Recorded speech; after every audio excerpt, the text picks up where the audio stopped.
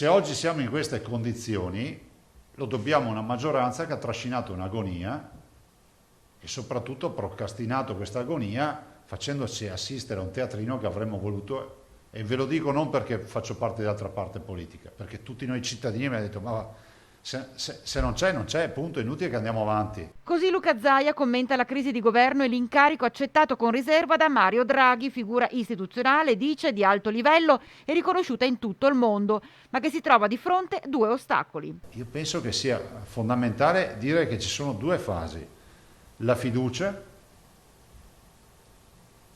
che non può prescindere dalla seconda fase, che è quella della progettualità. Quindi tutto dipende da cosa dirà il dottor Draghi alle forze politiche. Altrimenti l'unica soluzione è andare al voto perché il popolo resta sovrano.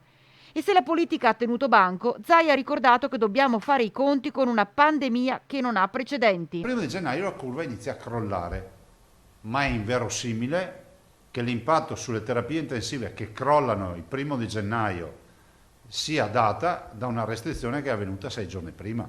Tra l'altro in Veneto l'indice RT non prevede al momento un passaggio di zona. Venerdì la nostra regione dovrebbe rimanere nella fascia gialla.